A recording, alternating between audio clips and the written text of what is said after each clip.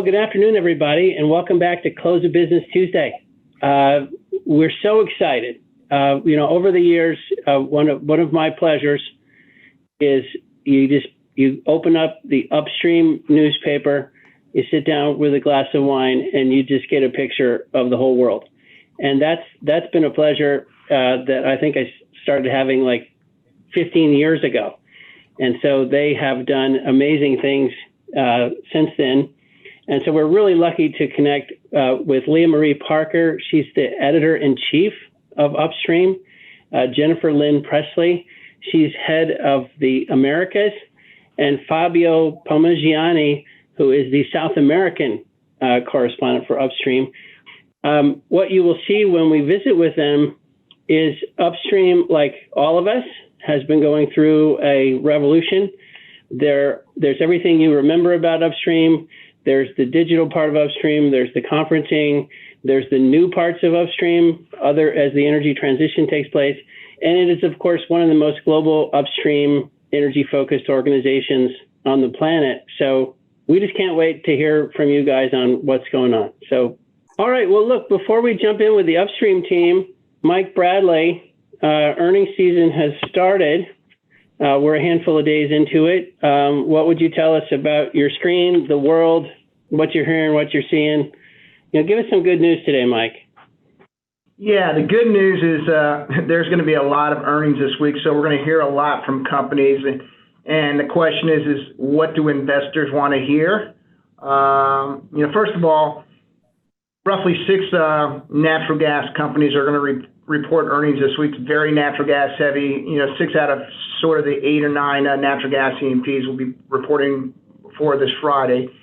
And what you're going to hear from these guys is most of them are, I wouldn't say over-levered, but higher levered than their oily peers, meaning greater than 2.5 times net debt to EBITDA. Given where the commodity strip is right now, given where flat price is right now, it looks by first half 22 that these guys are going to be closer to 1.5 times net debt to EBITDA. And so they'll be in a position at that point to really start to do like their oily brethren have done and start paying out, fixed dividends, variable dividends, share repos, deciding how they want to. Right now, they're going to be where their oily brethren were 6 to 9 months ago, where they talked in conceptually what they would like to do. And that's not really going to scare investors because most of them are going to be skeptical that, gas prices are at lofty levels now. They're going to come down and free cash flow is not going to be there. So what you're going to hear from these companies, and you heard it from, company reported today, is, guidelines of what they want to do, 6, 9 months from now. And right now, people are not afraid of that. They think natural gas is probably going to be peaking and coming down. So I think you're just going to hear a lot of generalities. It's going to be along where the oily companies were, like I said, 6 to 9 months ago. It's going to sound great, but it's not going to be put into concept until, probably first half of next year. The second thing that's happening right now is a big week for the oil majors. You've got 6 oil majors reporting this week, including Chevron and Exxon at the end of the week. And, what people are looking to hear from there is obviously it's going to be one of the biggest free cash flow quarters that they've seen in the last 4 or 5 years. And the question is, what are they going to do with it? And we've heard from a couple guys real tentativeness of what they plan to do with this. They want to see it not be cyclical, more of a secular, where it's going to stay up here for a while before they start to pay out, dividends and, and repurchase their stock. And so I think the main area this week that a lot of people are going to be looking at is, not only on the return of capital, standpoint of what they're thinking, but really the chemical operations. Those are going to be really, really big. They're going to provide blowout earnings potential for those that are levered to chemicals. That's being really overlooked at this point in time. So, look, I think it's a lot of earnings this week. From just the natural gas side, the smallest natural gas to the largest oil companies, I think you're going to hear a return of capital. You're going to hear a maintenance capital type plans, and you're going to hear a return of capital over and over and over. And I think that's a good thing. Unfortunately, you're in a tape right now where it's very volatile. You have COVID issues continuing to pop up. The 10-year bond is now starting to move lower again. Commodity has not moved lower. So there is a risk the gap's been growing between the commodity and the 10-year, then you might have $3 or $4 downside in oil from here in the very intermediate term if those things hold together. So I think, like I said, I think more information is going to be great. We're going to hear a lot of that. I think it's going to be really, really good, and we'll see where we go from there. Thanks, Mike. Now, Mike, I do have to tell you, a viewer commented that they really like how you've cleaned up your office, like the Hess trucks, like the pictures. But this particular executive noted you only have Hess trucks, and they're wondering when other companies, might make it to your toy shelf there. Any comments for our friends? I would say put me on your toy distribution list. I'm ready. Okay, so any company, you heard it. If you have a corporate toy, Mike is available. Just hit reply. I will put it on my desk, and we will give you all the credit in the world. Okay, all right, let's go with that. Colin Fenton, what do you think, my friend? Yes, sir. Well, in the past 3 weeks, we've noticed a rising trend in some media articles about science and skepticism. And recall back at the Hotter Than Hell conference we did, we had Chris Wright from Liberty, who advised us, anytime you hear somebody saying the science, hold your wallet, because there is not the science. There is a broad range of skeptical inquiry. And so let me just share with you a couple of articles that came out that might be a good tee up with our guests today. And so the first one here, the first article is from The Atlantic. Why are gamers so much better than scientists at catching fraud? This came out on July 2nd in Atlantic Magazine. And basically the upshot of the article is there was a gamer playing Minecraft who claimed that in just 19 minutes he had finished Minecraft. And the gaming world went bananas because it was such an extreme claim. There were impressively detailed probability analyses put on the internet. And basically this guy had to retract his claim within a very short period of time and admit that he had been cheating. And the Atlantic article goes on to put that in the context of a medical research scandal where even when there had been instances of malfeasance in medical research, there were not admissions of what had happened. And to this day, you have practicing surgeons still relying upon some discredited research.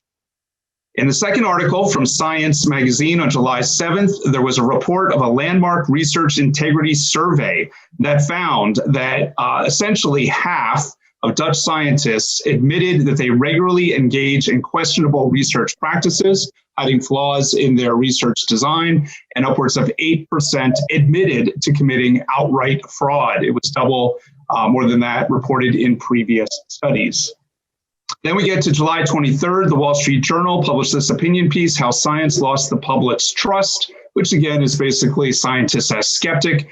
And we really liked this quote that was in the article, science is the belief in the ignorance of experts.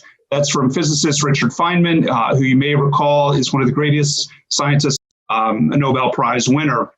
And really here the question is, when you're listening to somebody speaking on behalf of science, no definitive article in front of it, it is important to keep in mind, are you talking to an A+ person, a C, or an average person, or again, somebody who maybe is not practicing science at all? And then finally, the New York Times published this op-ed on July 17th. It comes from the editorial board, which we are reminded is a group of opinion journalists whose views are informed by expertise, research, debate, and certain longstanding values. And when this came out, a little bit of inside baseball here. It was a Sunday. Maynard, Mike, and I were all trading emails about it, because if you look here on the right-hand side in the area that we've put in bold, it reads, Mr. Biden took seriously the scientific consensus that the world needs to keep greenhouse gas emissions from rising more than 1.5 degrees Celsius above pre-industrial levels. And of course, greenhouse gas emissions are not measured in temperatures. They are measured in metric tons or units of volume. So here is an example of supposedly very objective journalism making a pretty straightforward mistake that should not be made if we were maintaining very high levels of editorial control. And sure enough, the next day there was a correction that reads, a previous version of this editorial misstated the scientific consensus on the need to limit global warming. It is that the world needs to keep global temperatures from rising more than 1.5 degrees Celsius above pre-industrial levels, not that greenhouse gases themselves need to be kept to a certain temperature. Now, we're not trying to beat up too much on any one individual or any group. We all make mistakes. We're all human beings. But this gets back to a COBT we had a few months ago, where if journalism is the first read of history, okay, we know there's going to be mistakes. There's going to be corrections. That's understood. But it does seem to be that there is at times a slippage of editorial control that is a little bit more pronounced than what we saw in the past. And, the journalism is a tough business. But we all have to keep in mind as consumers of journalism, some of the pressures and challenges here. With that, I'll pass it back to you, Maynard. All right, Colin. You're always coming up with good stuff. Thank you. Well, let me get back to where we started, and that was welcoming Leah and Jennifer and Fabio, and again, talking about when it comes to energy and great journalism, Upstream is at the top of the list. You guys keep us all informed about what's going on. Leah, maybe I could start with you. You're the editor-in-chief, and I think you're based in London. Is that right? That's right. So the one question, I'm always just amazed at when you flip through Upstream is just or you go to the online site, it's just the stuff that you guys are catching. There's a story in Singapore about this. There's another story in Russia about that. And then there's something that happened in California. And then, it's just like the way you guys are catching all this stuff, distilling it, reporting it to us, doing it globally. How do you do it? Like, how big is the team? How does it work? Just maybe take us on a virtual tour, if you will, of the Upstream machine. I think people would all find that interesting.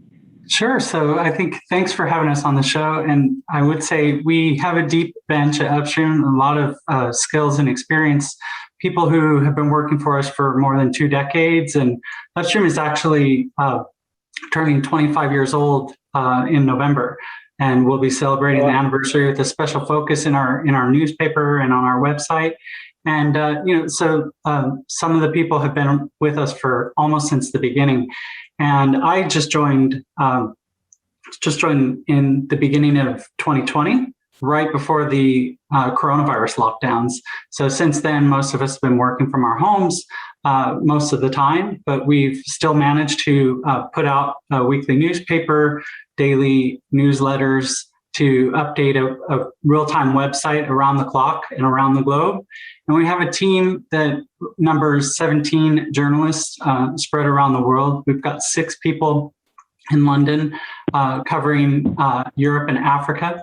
We have people in Norway and Moscow. And then elsewhere in the US, we have Jennifer here and Fabio here. Jennifer's based in Houston, where she manages 2 reporters. Fabio is in our Rio de Janeiro bureau in Brazil. And then over in Asia, we have Asia Pacific. We have people in Singapore, China, Australia, New Zealand, and I know I'm leaving something out, but we've just got a really deep bench of really qualified people. So, and basically what we're really kind of laser focused on, it's kind of a differentiating factor for Upstream, I think, from some of our competitors, is that we really focus a lot on exclusive news about project developments. And we really, we're looking to not just get news about oil and gas upstream, but also increasingly to break exclusives about the hydrogen, offshore wind, carbon capture and storage, the projects in the energy transition, but specifically focused on where the oil and gas companies are putting their money and investing and trying to take that forward. So we're sort of agnostic about the technology. We just want to tell a great story and bring some exclusive insight to our readers about where companies are creating opportunities for you to scoop up some work and make some money. It is fascinating when you put it that way. I don't know of another a news source that is commenting on specific projects, like you say. Like a lot of times, news or research is talking about specific companies, and they announced this or they said this, kind of like, Mike was talking about earnings, but talking about specific projects is a really unique and helpful thing. Well, it's something we enjoy as well, and I'd like to go back to something Colin was talking about with the science, and it is so important, really, to check your facts and to really do your homework and be rigorous in your approach in journalism. And we do that at Upstream, and as you pointed out, Colin, even the New York Times can get it wrong, and an important thing is to correct it and move on, correct the record quickly. I know we work really hard at checking our facts and making sure we understand the subject matter before we jump off into it. Yeah, I mean, that seems to be such a trickier part of the trade these days, with all of us having social media.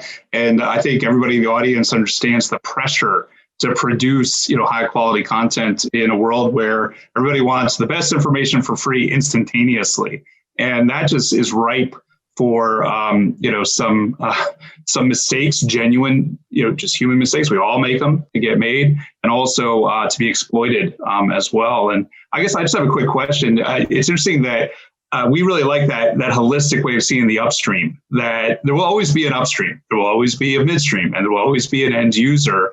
How do you think about some of the feedstocks that go into fuel uses and non-fuel uses? Is that something that's increasingly becoming a question in your publication? Well, I mean, we are looking across the piece. So if it's feedstocks that are going into, let's say, making hydrogen, for instance, we're looking at it from green versus blue hydrogen. Is it made with natural gas with carbon captured, or is it made using renewable electricity, including offshore wind, to power the electrolysis that splits the water molecules and creates the hydrogen cleanly? So, and then we're looking at also in particularly in the energy transition of where if you're talking about the feedstocks that are going into new ways of using fuels, like in aviation and in shipping. So is that sort of what you mean? Yeah, absolutely. And also into, fabrics and material science. It strikes me that the outlook for upstream is very good for the next 100 years. The stories may change, but as you point out, whether it's CCS or hydrogen or whatever, the object here is to match supply and demand, and to have the best, most efficient and cleanest, reliable energy systems that both combust whatever it is we're combusting or not, whatever is the way that we're creating these products to deliver it to the end user. Absolutely. Actually, our editorial writer used to be the energy editor at the Guardian newspaper here in the UK. And he just recently wrote a book, and it looks at the history of the oil sector in the UK. And the interesting thing is it goes into length about the petrochemicals business and everything that's made from oil, and quite fascinating. The one thing, well, let me, Jennifer, I want to circle back to you because there's a whole, you came, as you mentioned, you worked in other news organizations. You're a professionally trained and educated journalist. So we got to circle back and think about journalism and energy and how you see all that. So that's my way of saying that question's coming back around. Get ready. But Jennifer, maybe I could just jump to you and have you tell us a little bit about the U.S. and what you guys are watching, caring about, thinking about, and how you kind of made into the larger Upstream organization. Sure, great. Yes, thank you for the opportunity to be here with you all today. Quickly, I've been in energy journalism since I guess 2012. I've covered drilling, completions, production technology, for both onshore and offshore. I joined Upstream as its bureau chief, America's bureau chief, about a year ago. Before 2012, I supported oil and gas technology R&D for the Department of Energy's National Energy Technology Laboratory, primarily working with scientists of all things on methane hydrate research and development. The DOE has a very large methane hydrate R&D project that they've been working on for many years now.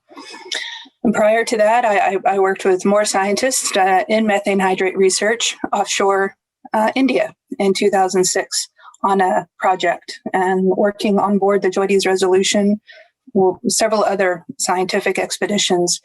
And I can say of that experience, what that taught me as a writer was just to always go back to your first sources and your primary source, and to question everything, and to never take anything kind of at face value. So with that, my interest in oil and gas, and now the energy transition, it comes from a childhood spent growing up in the Texas oil patches. I've been Giddings oil field to the gas fields out in West Texas, and then my family moved to the Tomball area here outside of Houston when I was in high school, and I've been around it my whole life. So that's where I bring that interest to the oil and gas space, just from those years of experience. When I look at the U.S. energy space, I see three buckets. I see shale, offshore, and energy transition. That shale patch, it's been an incredibly interesting space to watch over the past decade. In some ways, it's been like watching my teenage nephew grow up. While shale's been around a few more years than him, it did have a spectacular run through its teen years. And now that it's well into, I guess you would say, its 20s, the patch is maturing. And it's good to see industry, investors, and the world even now have a greater understanding of shale's limitations, but also an appreciation for its potential when managed responsibly. The message we've been hearing for years now has been capital discipline and returning value to shareholders. And the experimentation and development of the new technologies in shale in its very early years, much of that was funded by those shareholders, helped play, real pivotal role in reducing, break-even costs and increasing efficiencies.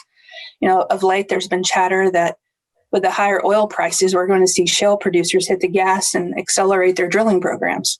And while at least I've seen and have read that private companies are increasing their drilling activities, the larger public companies, from what I've read, have appeared to remain more conservative in their approach. The latest Baker Hughes U.S. rig count, we ended the last week at 491 rigs. Last time it was that high was April 2020, right around the same time that the oil prices dropped below zero. We're getting back to where we were before the price war, but I feel it's important to note that the count had started dropping long before the price war. It started dropping the last week of December 2018, and it wasn't until August 2020 that we saw the first rigs being added back to the count. And in that 18-month span of time, we saw, more than 600 rigs get laid down.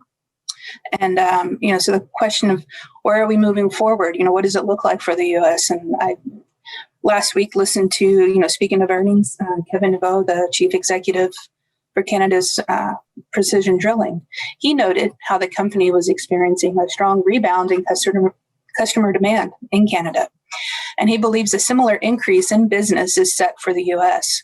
He noted that 2/3 of the Canadian demand is attributable to publicly listed producers. That's a group that's operated for several years within capital constraints. And he really, what kind of stayed with me was his belief that and confidence that a modest increase in spending has had a meaningful impact when it's multiplied across the full producer space. And he's confident that a similar trend will emerge in the U.S. As I look at offshore, particularly Gulf of Mexico, having spent time out there on the water, I do have kind of my first love is offshore. Producers out there, they continue to work at a steady pace on projects. And certainly yesterday's news of Shell greenlighting its Whale Deepwater project, that was great to hear. And it's an example of how producers are sticking to a simpler, more standardized design, using its Vito platform as a template in this example, to help manage their development costs. BP's Argos floating production unit that's currently undergoing its final prep work at Kiewit Offshore down in Ingleside is another example of this simpler standard design approach. In the Gulf, when you look at the projects out there, they really fall into three categories. Brownfield, where you're using technology and whatever means necessary that you have at your disposal to get more value out of mature fields. Certainly BP's Thunder Horse South and Talos Energy's Tornado Attic Well are two recent examples that come to mind of those types of projects. The other is the infrastructure-led exploration that results in subsea tiebacks as continued subsea tiebacks to a producing hub. They continue to see success. LLOG's Praline and BP's Manual fields are two examples that come to mind that have come online, in just the past few months. The really exciting space, I think, for me to watch, and because I kind of come at this with a technology view, are the projects that are happening, the standalone projects that are happening. Particularly the ones that I'm watching are Chevron's Anchor, Total Energy's North Platte, and Beacon Offshore Shenandoah. Anchor will be the first development to use the high pressure 20,000 psi technologies. We're talking drill ship, subsea trees, blowout preventers, and all pieces in between. That have been developed by the industry over the last few years. North Platte and Shenandoah will also require the use of these 20K technologies. It's, as far as rig count, we're back to where we were at before the price drop in April 2020 at 17 rigs. It's exciting to note that, of that 17, 3 of those rigs were added in July. So those recent additions are promising. And there was a concern at the beginning of the year with the new administration's temporary hold on leasing of federal lands onshore and off, and many are waiting for the Department of Interior to release its report in mid-August on the Department of Interior's findings and a potential decision. But as we've seen before, particularly with the offshore, the industry, they just keep working, just keep pushing forward, working their plans, and until they're told to stop. The energy transition, that's Can I ask you one question? Sure. Just before, because that energy transition bucket, boy, that's a big one. Here we go. But just as you were talking about all those things, which was fascinating, particularly your just love of energy, which is just like, you're excited, you love it, it drives your passion. Is the readership of Upstream, is it mostly technical people, mostly executives, or do you find investors wanting to keep up with certain projects because they want to keep up with certain companies? Like, do you mind just telling us for a minute who the readership is, whether Jennifer or you, Leah, how your readership may be changing or what it looks like? Sure, I could speak to that one because I've done some of the research into this, and I've spoken with a number of our subscribers, old and new, over the last year and a half to get to know them and get to know their needs, and looked at the data where we see, I told my team when I came in, we have a broad tent of subscribers, where we might be thinking as we're writing about projects that we're writing only for the people that are in the hunt, that are competing for those contract awards and things. It's actually much broader than that.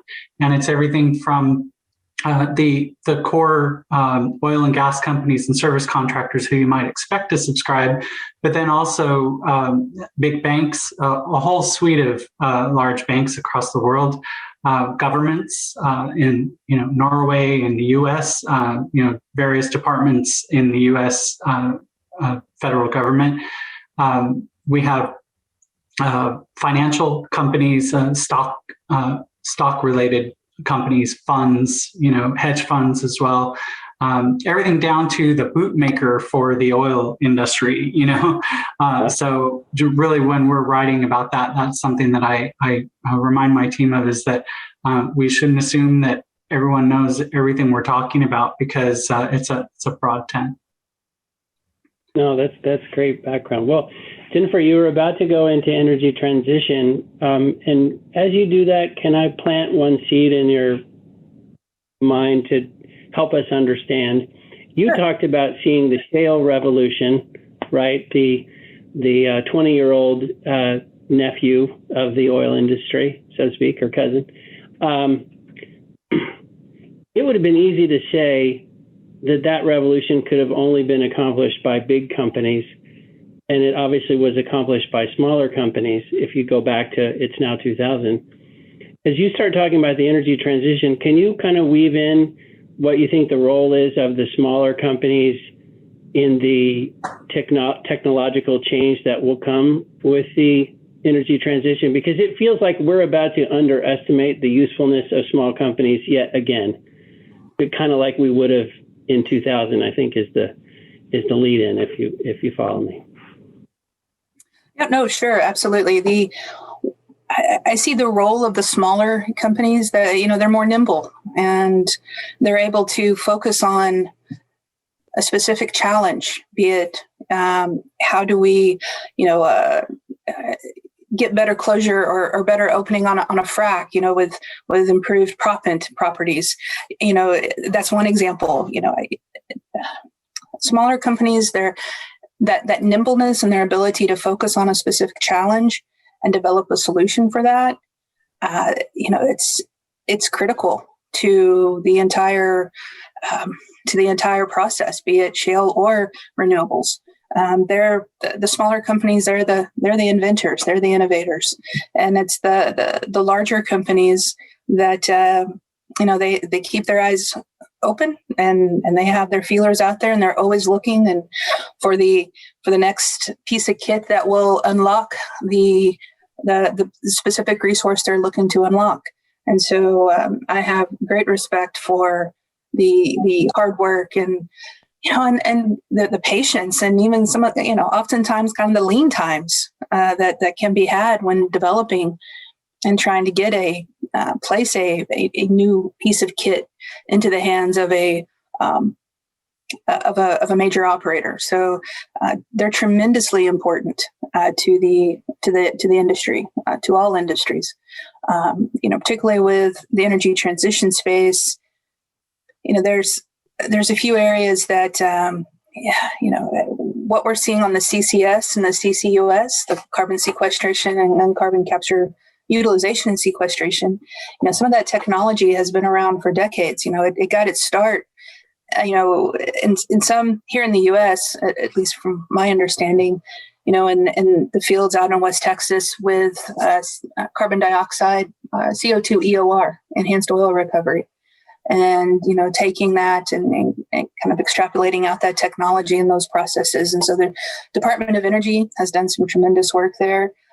And so it's great to see that work kind of start to get the limelight, if you will. It's kind of getting center stage, and it's standing there and saying, here we are. And yes, we've been working in this space. And oftentimes these are those smaller companies that have been pushing these innovations. Certainly. Well, go ahead.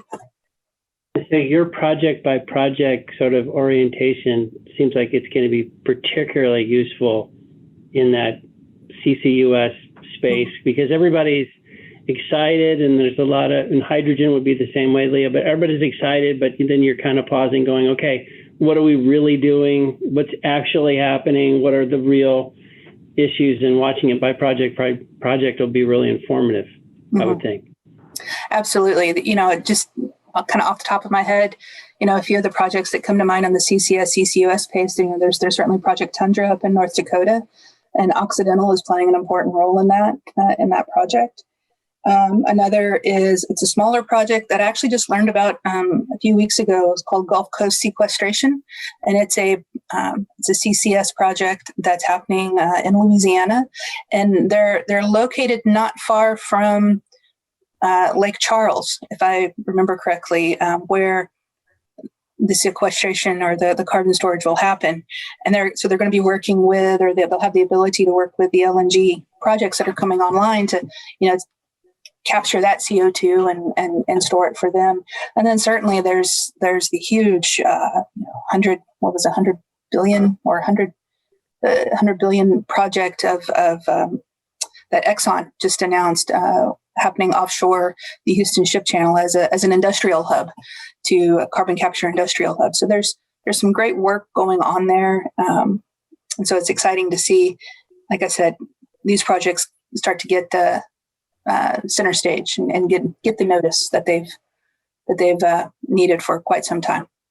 In addition to the projects that we talked about, small companies and what they bring to the picture, but also just the scale of the oil and gas industry that they can bring into the energy transition.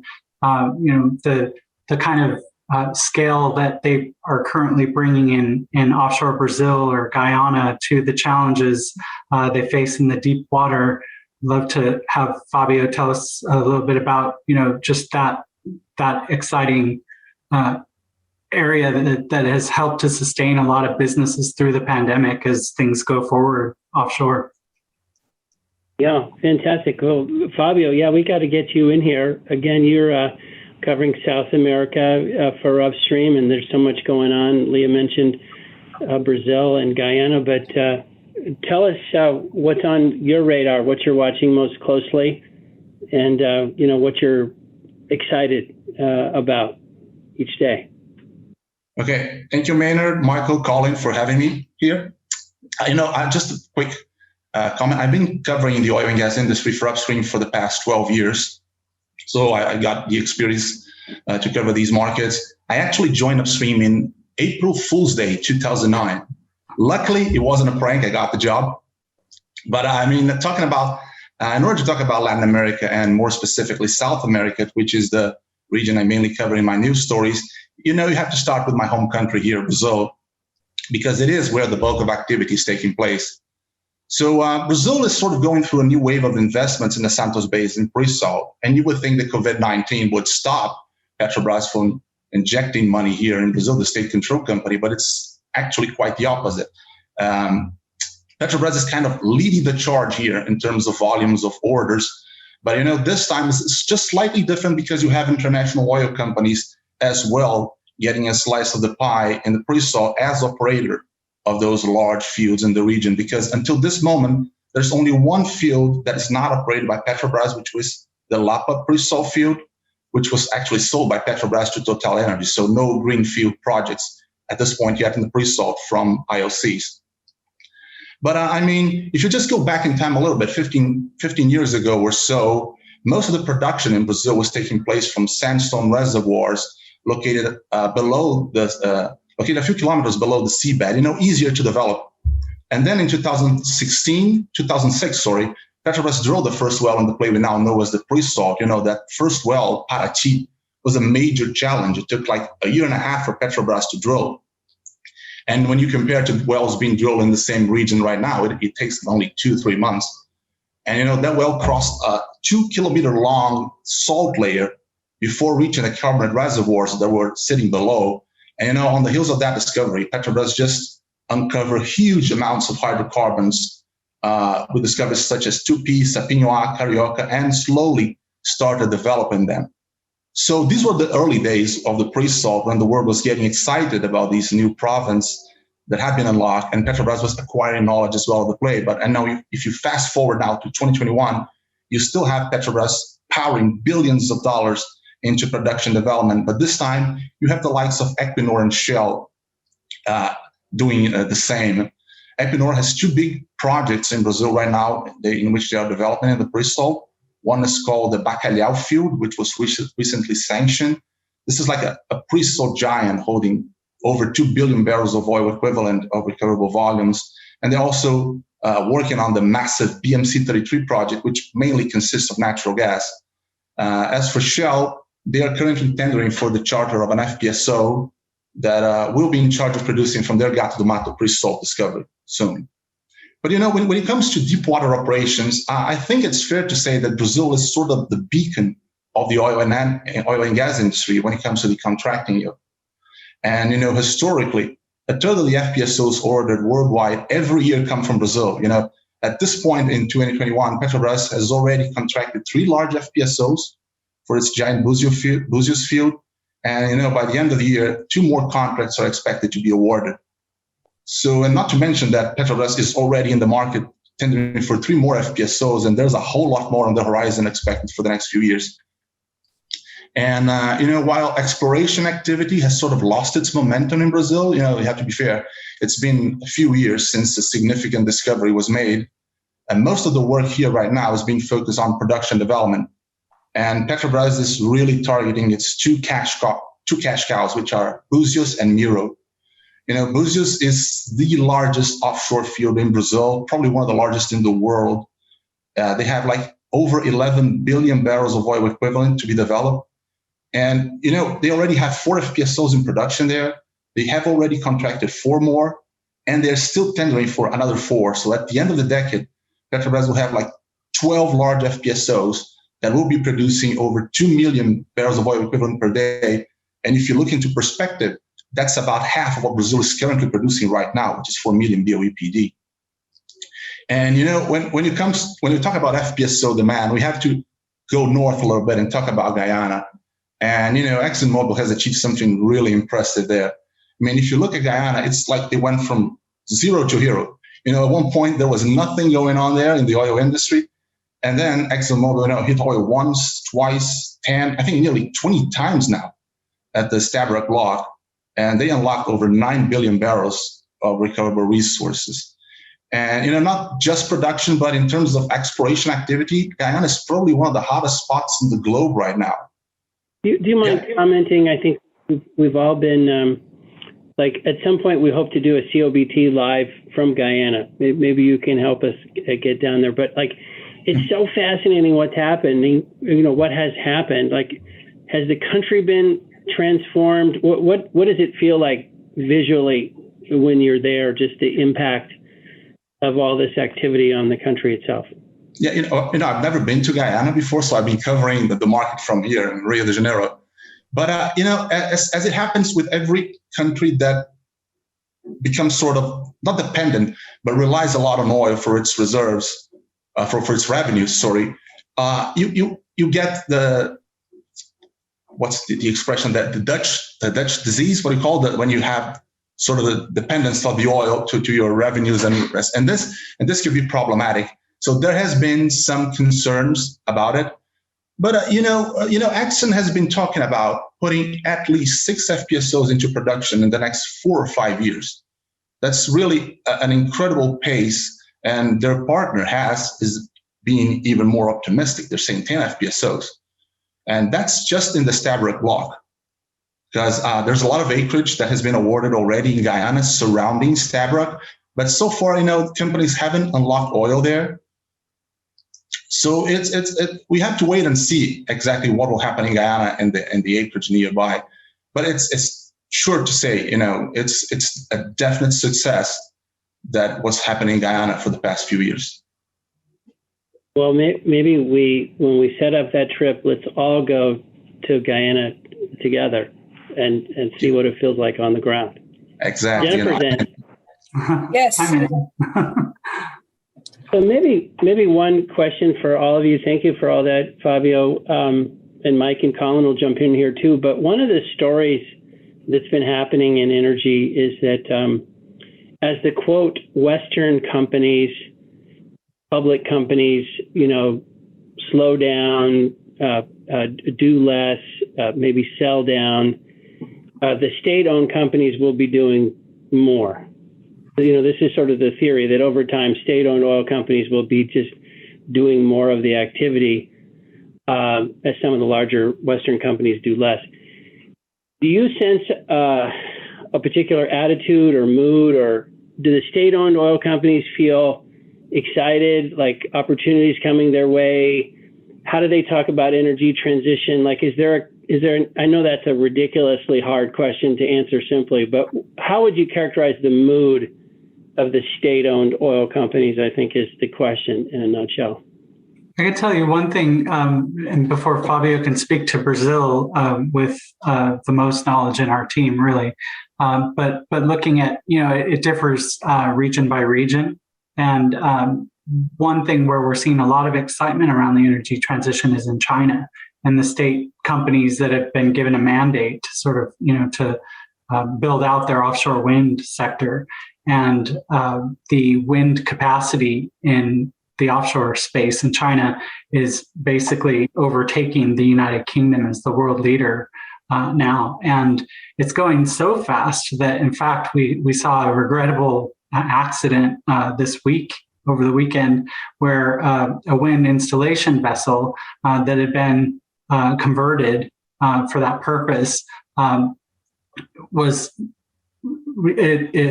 listed and partially capsized in it, and 4 people are still missing. They rescued 61, I believe, but just industry sources were telling us that the pace of construction there is, it's going at a pace, and but there's a risk of taking shortcuts on safety as they move at a blistering pace in China. But might be a different picture in Brazil that Fabio can speak to.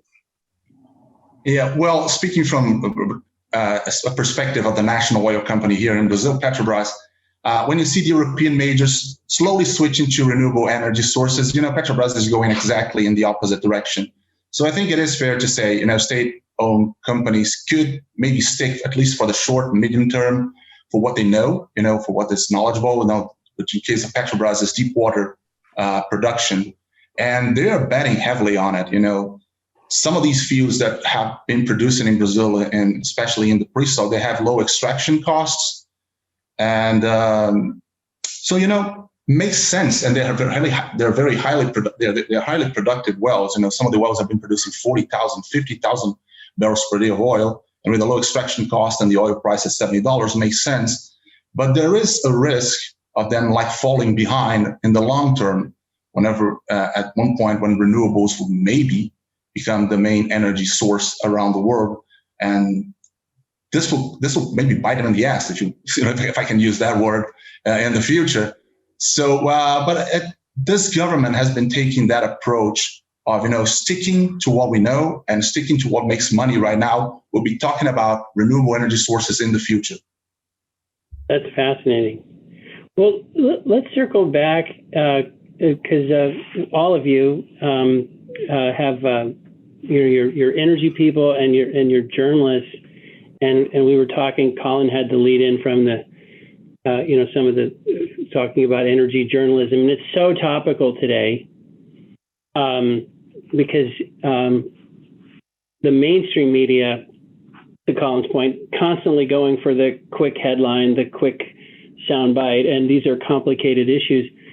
Do you guys ever get calls from hey, it's us at the New York Times, will you provide us a quote? Or, hey, it's us at, any of those media outlets? It seems like, boy, I think all of us in energy land would love it if upstream was getting the calls to make quotes about energy instead of, people who know much less than you guys. But that's just a long way of saying, what do you think about energy and journalism, and are we getting better? And what's your relationship like with other news organizations? Well, actually, we do have some of our reporters speak as guests on various networks. The BBC has called on us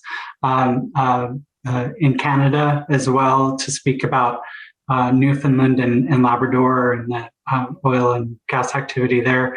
And so we welcome those opportunities. In fact, when in Turkey, when big discovery was made in the Black Sea, one of our reporters was called by a Turkish network and gave a great takeaways, on everything happening there and what the promise of that discovery could be over time. And then opportunities like this is amazing, and we're really enjoying it. And actually, during the pandemic, we've had to really focus on when those opportunities weren't as frequent because we were all working from home and adjusting to the new work environments. We've been focusing on delivering our own events as well and making those as robust as possible. So we've been doing some things, on bringing panels of experts together with our own journalist experts to talk about the upstream. And we've held events on floating production and storage, offloading vessels, future, the future of floating liquefied natural gas, the Brazilian offshore sector, and now coming up, our next event we'll be doing is on hydrogen and carbon capture, and whether that'll be help to save the gas industry and give it a prominent place in the energy transition. And we're doing a joint event with our sister renewables publication, Recharge, in October, called the Accelerate Energy Transition Forum. It's a 2-day event where we'll be having experts benchmark the success of the oil and gas companies in the energy transition on their climate goals. And then on day 2, really focusing on the northern seas in Europe and all of the activity happening over here.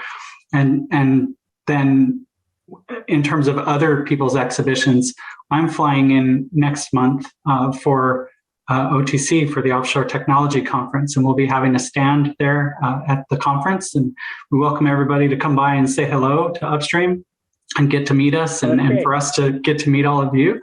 But pre-pandemic, the excitement of being an energy journalist is really getting to travel, getting to meet the industry giants, and I managed to go and visit the control room of the Temelin nuclear power plant in the Czech Republic when they had a dispute with Austria over the safety of the nuclear power plant. Got to interview the successor to Mikhail Khodorkovsky in Russia at Yukos when he was thrown in jail. And some really exciting things, getting to go to OPEC meetings in Vienna and in Oran, Algeria, and on. And it's not uncommon with the Upstream team to get those kinds of opportunities to go out and really have a front row seat on history, and be a part of what's happening in the energy space. So it's exciting. So I think if I could just add quickly on the energy journalism and kind of where we're at. My own personal approach, my own personal view of it is when the industry, when they choose to speak to a reporter, such as myself or even Fabio or any of the other Upstream team members, there's a trust there that we're going to report the facts, and that that we're not going to violate that trust. And so I take great pride in making sure that the story that we put out is accurate and correct. And as far as other energy journalists, I see the same. It's that same. It's that same battle that we're all kind of fighting, against the clock to get the story out quickly. But at the same time, we want the story to be accurate as well in its telling.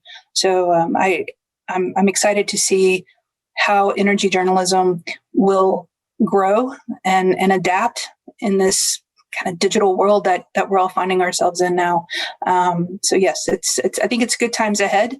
And I just want to say thank you to those that may be listening that I have had an opportunity to speak with in the past for various stories. And thank you for trusting us to tell your story. Those are two fantastic comments to end on, because Leah, you captured the excitement and the fun of the industry. And then Jennifer, you captured, will you do a tagline on these things when we send them out? So I think this week's tagline might be, when energy companies speak to us, there's a trust there. And I thought that was just a great quote. Of course, Fabio, yours about things coming back to kick you in the ass, that was really good too. But I thought I went a little on that one. Sorry about that. I don't think the SEC is monitoring us. I think it's fine.